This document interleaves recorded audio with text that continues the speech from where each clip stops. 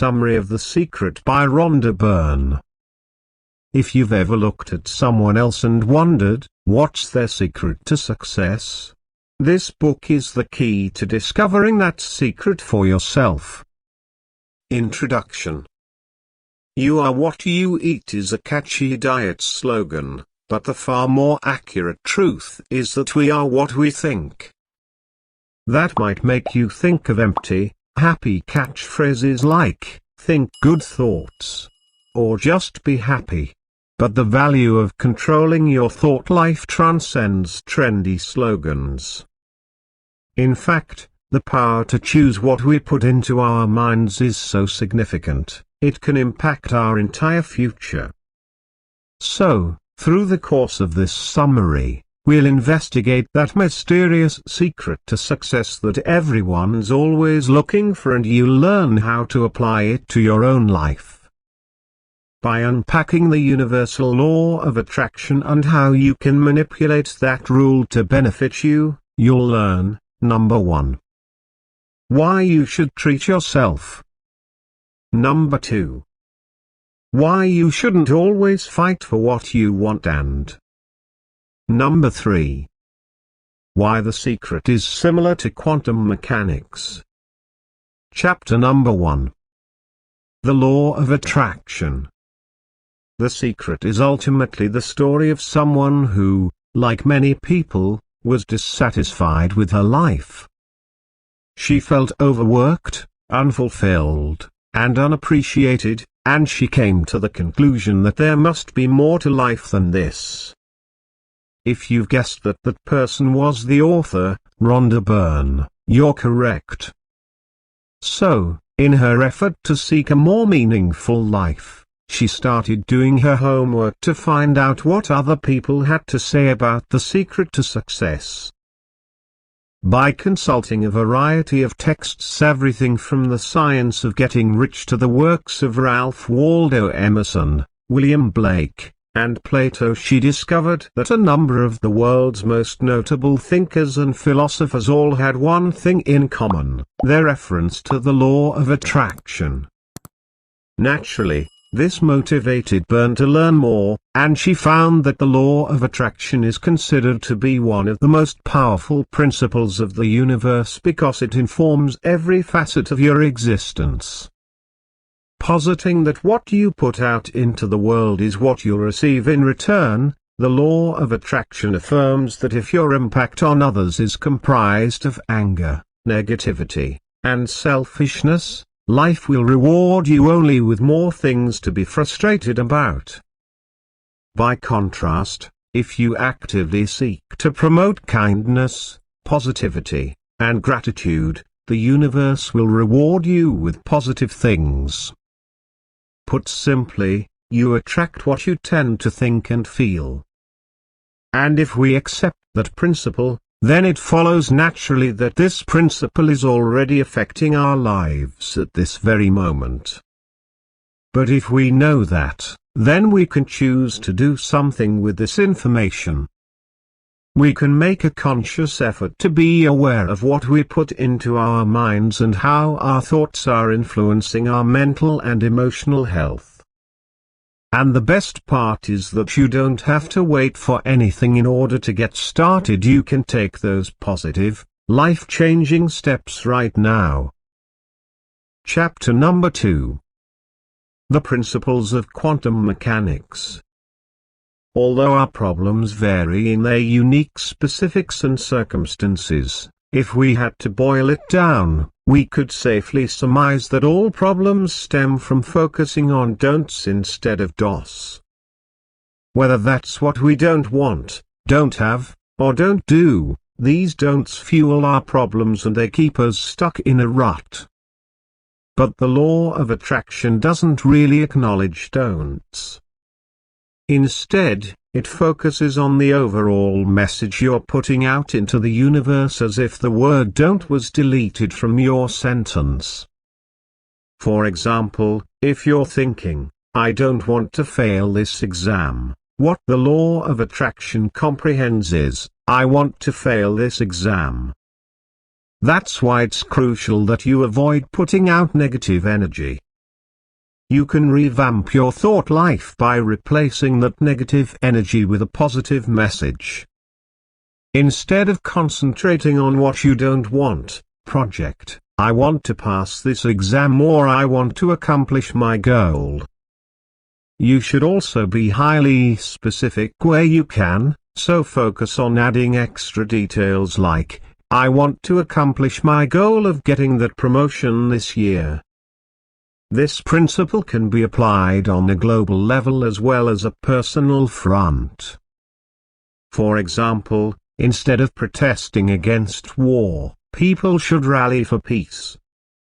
If we want to reduce the negative impact of substance abuse, we should avoid anti-drug campaigns and instead raise positive awareness for sobriety.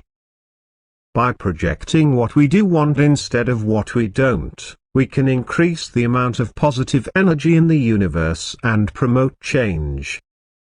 But now that we've established this, let's take a closer look at how the law of attraction works and why it doesn't respond to don'ts. In practice, it operates in a similar fashion as the laws that govern quantum physics.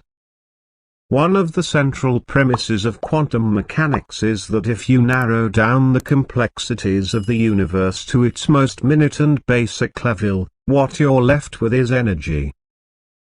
Because energy vibrates at certain frequencies, things that vibrate on the same frequency are drawn to each other. That's how natural attraction works, and it's the principle that governs the law of attraction.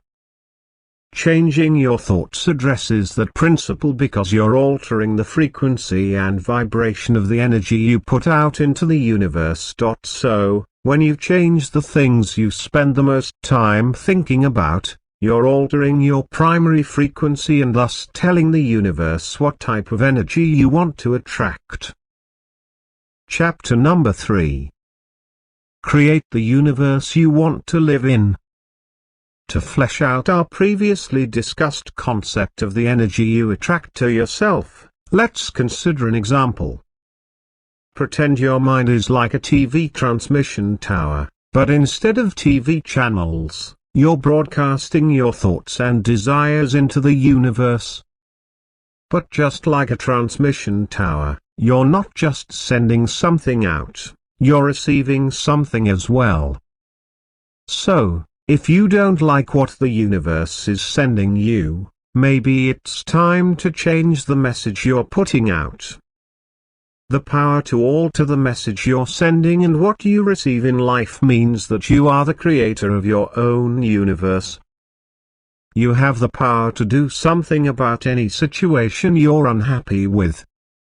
So, let's take a look at 3 key steps you can change to change your world. The first step is to ask for what you want. Be clear about what you want and make your request by following this simple, specific structure. Start by using the present tense and making a statement of gratitude, speaking as though what you want is already yours. For example, you could say, I am so grateful to have my new promotion. This formula can, of course, be amended to suit any of your desires, whether you're seeking an experience like recovering from trauma or becoming healthy, or something involving a person, like finding a supportive partner, or the desire for your mother to beat cancer. It can also be practiced as many times as you like. Think of it like placing an order from the universe's catalog of positive things that can come to you. And once you've made your request, the next step is to believe. Keep the thought of what you want and your confidence in your ability to get it at the forefront of your mind and concentrate on radiating positivity and faith. You can think of this step as strengthening the signal you're broadcasting into the universe. Then the final step is to receive. Once you've done everything you can to effectively broadcast your desires, your next job is to sit back and wait for them to come to you.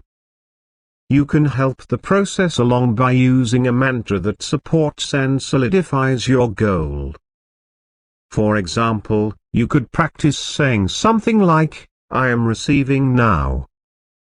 I am receiving all good in my life now. I am receiving, insert your desire here, now a few times a day. Practicing this faith and positivity throughout your day will strengthen the good frequencies you're putting into the universe and help you to achieve what you want. Chapter number 4. The Power of Visualization. If you've ever tried to concentrate really hard on having positive thoughts, then you know how easy it is to develop a sudden anxiety about any negative thoughts that come your way. Why are they coming? How can you stop them? What if they hold back your progress? These and other questions are likely to flood into your brain, but don't panic. In fact, worrying about negative thoughts will only make them worse. So, instead of indulging your worries or fearing the arrival of negative thoughts, simply let them come and go and channel your focus onto something good. One great way to do this is through visualization. Because no matter what you want, envisioning the positive final result is key for keeping your spirits up while you work on attracting what you want. By imagining what you want, what it will look and feel like to have it, and what changes will occur in your life, you can give yourself a positive image to focus on. This in turn will redirect your thinking to the right frequency, and so will a few other helpful strategies like reminding yourself that you deserve good things, especially in your relationships.